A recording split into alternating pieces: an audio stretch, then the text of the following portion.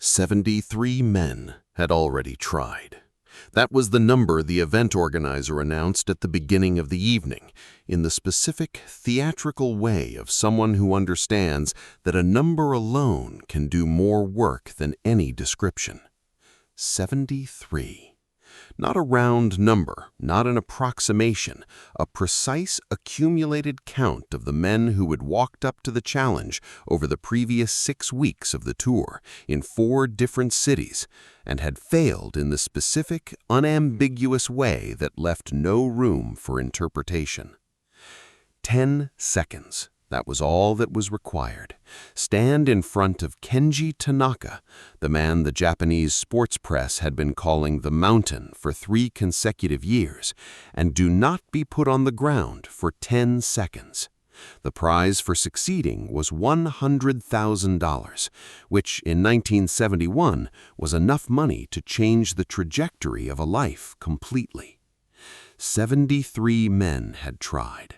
None of them had reached 10 seconds. The 74th was someone nobody in that room recognized, and he said he'd only need 5. The event was held at a sports arena in the Western District of Tokyo on a Friday evening in the autumn of 1971. The audience was the specific kind that gathers when a spectacle has been running long enough to acquire a reputation. People who had heard about what happened in Osaka, in Nagoya, what had happened to the wrestlers and the judo champions, and the very large men who had, in each of those cities, been deposited on the floor in under 10 seconds. Kenji Tanaka was 38 years old and had been competing in traditional Japanese wrestling since he was 19. He was 6 feet 5 inches tall and weighed 281 pounds, and the specific quality of his size was different from ordinary large man's size in a way that was difficult to articulate but immediately legible to anyone who saw him. Not just mass, but organized mass, the kind that suggested decades of deliberate work rather than simple physical inheritance. He had not lost a sanctioned match in 11 years. The challenge format had been running for 6 weeks, producing the same result in 4 different cities. Smaller, quicker men who believed speed could substitute for size ended in under 3 seconds. Larger, more confident men who believed size could substitute for technique lasted slightly longer, sometimes approaching 8 seconds, but they all ended in the same place. On the floor. The event organizer was a compact man named Hiroshi Okada, who had put the tour together 3 months earlier with a simple understanding. Tanaka was a genuine phenomenon, not a performance. Audiences would pay to see it. He had been correct. He stood at the microphone at the front of the hall, in front of approximately 2,000 people, and he said the number. 73. 73 men, simultaneously doing the arithmetic of what that number meant. Nobody had done it. In 6 weeks, across 4 cities, nobody had managed to stay upright in front of Kenji Tanaka for 10 consecutive seconds. He invited the audience to try. The first 3 attempts followed the established pattern. A quick man who didn't last 4 seconds, a large man who lasted 7, a former collegiate wrestler who lasted 8.5, longer than anyone that evening, before ending in the same place, the floor. Hiroshi Okada took the microphone again. He asked if anyone else wanted to try.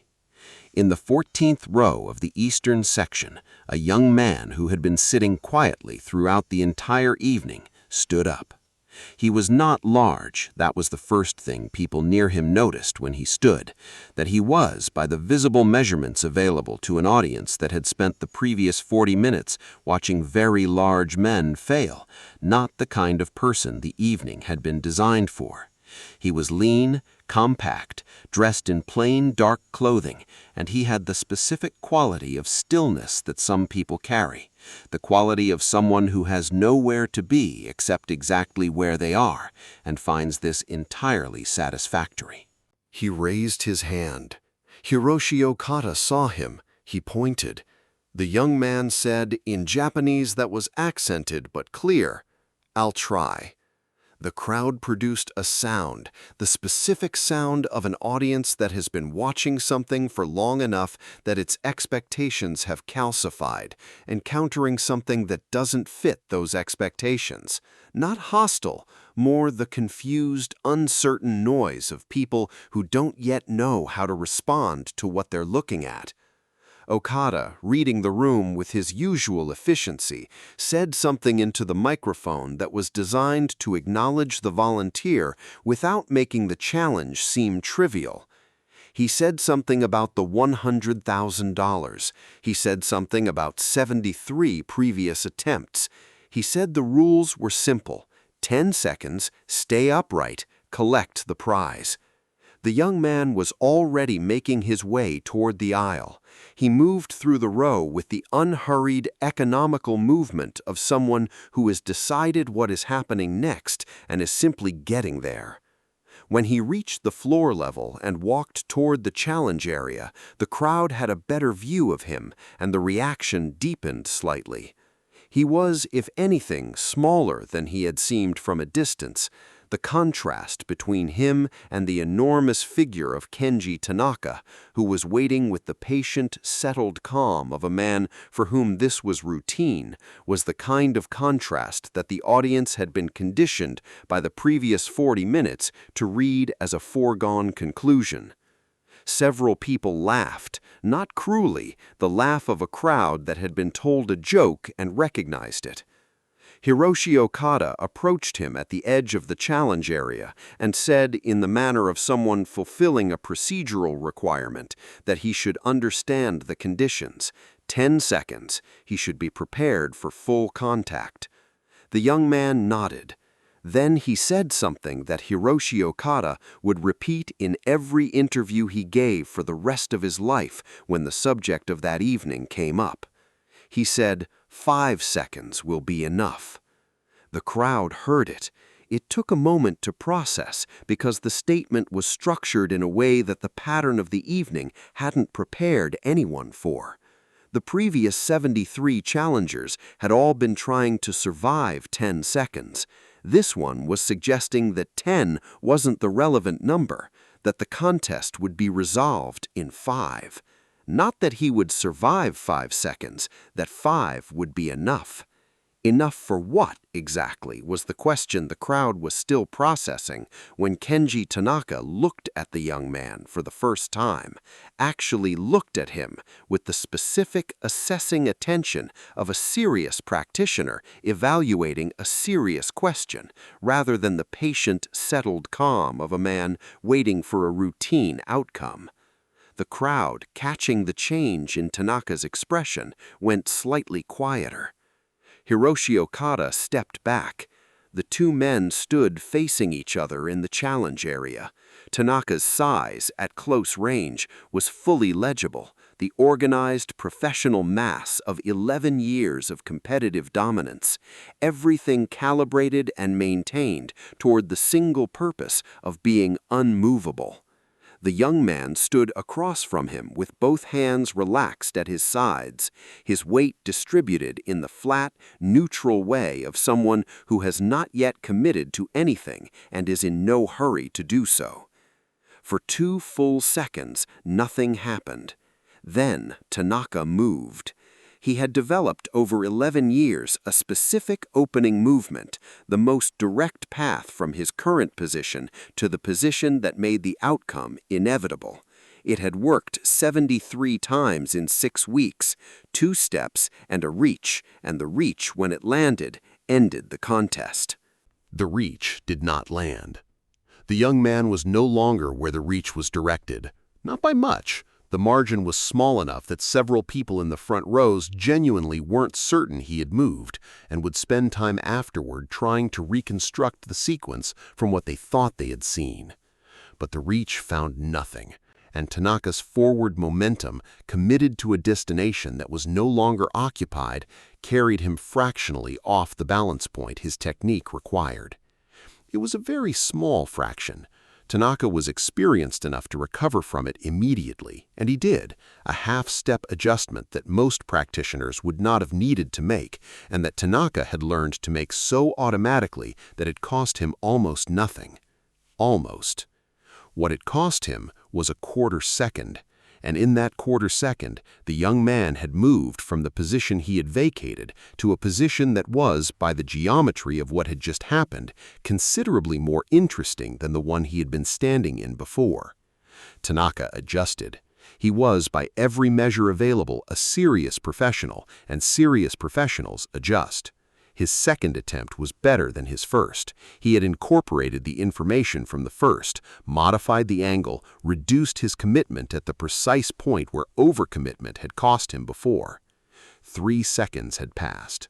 The crowd was entirely silent. The second attempt found nothing either. Not because the young man had retreated. There was no retreat in what he was doing, no backward movement, no attempt to create distance. He was simply, with a quality of spatial awareness that the crowd would spend the following minutes trying to describe to each other and find they couldn't describe adequately, never quite at the coordinate that Tanaka's technique had organized itself to reach. Tanaka stood still for a moment. In 11 years of competition, he had not stood still in the middle of a match. Standing still was not something his training had required him to learn, because it had never been necessary. He stood still now because he was doing something he had not had occasion to do in 11 years. He was genuinely recalibrating. Not against a bigger or faster or stronger opponent, against something he did not yet have a category for. 4.5 seconds. The young man was standing 3 feet away from him. His breathing was unchanged. His hands were still relaxed at his sides, though the quality of their relaxation had changed slightly. Not tension, but readiness, the specific quality of something that has been waiting and now understands that the waiting is ending. Tanaka committed fully. He had been a competitor for long enough to understand that there was a kind of opponent against whom careful, measured approach was less effective than complete commitment, the kind whose response to measured approaches was to find the gap in the measurement. He had never encountered this kind of opponent before, but his instincts, refined over 11 years, told him correctly that it was what he was facing, and his instincts told him the correct response was everything at once. He moved with the full, organized force of 11 years and 281 pounds, simultaneously committed to a single objective. 4.5 seconds. The young man moved inside the commitment. Not around it, inside it, into the space that full commitment creates by occupying everywhere except the one place it has to pass through to reach its destination. His right hand made contact with Tanaka's extended forearm, brief contact, barely a touch, a redirection rather than a resistance. And Tanaka's own momentum, fully committed and now operating without a target, carried 281 pounds in a direction that the floor was waiting for. Tanaka went down. Not slowly, not gently, with the specific, definitive quality of mass arriving at rest without having intended to, the sound of it reaching the back of the hall before the crowd's response did. 5 seconds had passed, or perhaps 4 3/4. Nobody in the room was counting anymore. The silence lasted approximately 3 seconds. Not the silence of a crowd processing something, the silence of a crowd that has already processed something and does not yet know what the appropriate response to it is. Then 2,000 people made a sound. It was not the theatrical roar of a crowd that had witnessed a victory in a contest it was watching. It was something quieter and stranger, the sustained, involuntary sound of people in the presence of something that has reorganized their understanding of what was possible, and who are still in the first moments of that reorganization. Tanaka remained on the floor for several seconds. He was not hurt. He was too experienced to be hurt by a single fall, and the fall had been clean. He was still. He was doing the same thing he had done briefly at the 4-second mark, but more thoroughly, recalibrating, this time without the pressure of an ongoing contest, simply processing what had just occurred against 11 years of experience that had not, until 4 or 5 seconds ago, produced anything like it. He rose. He stood. He looked at the young man who was still standing in the same approximate position he had been standing in throughout, hands at his sides, expression unchanged. Tanaka did something that nobody in that hall had ever seen him do. He bowed. Not the brief procedural bow of a practitioner completing a formal exchange, a full, deliberate bow, the bow of someone acknowledging something real. Hiroshi Okada, standing at the side of the challenge area with the microphone in his hand and an expression that suggested he was still completing the same recalibration the rest of the room was working through, walked toward the young man. He asked into the microphone for his name. The young man looked at him. He gave a small, unhurried smile. He said, "Bruce Lee." The hall produced a sound that was different from everything it had produced in the previous hour.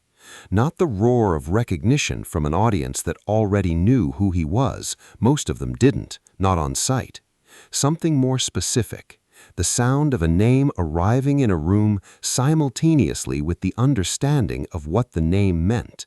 The two pieces of information meeting in 2,000 minds at exactly the same moment and producing a single unified reaction. Hiroshi Okada later said the name landed like a second impact. The room had already absorbed one impossible thing and was being asked, in 2 syllables, to absorb another. He stood with the microphone in his hand without speaking, which was something he had not done involuntarily in 20 years. The $100,000 was never collected. Bruce Lee had not come for the money. He had come because a friend told him about the tour, and the tour had interested him for the specific technical reasons things interested Bruce Lee, not the spectacle, not the prize, not the giant's reputation. The problem it represented. What happened when an opponent who had never developed any strategy beyond full commitment forward encountered something that wasn't where full commitment forward expected it to be? He had solved the problem. He left the hall the same way he had arrived, quietly, without ceremony, through a crowd that opened around him with the automatic reverence that crowds give to things they have just witnessed and not yet found adequate language for.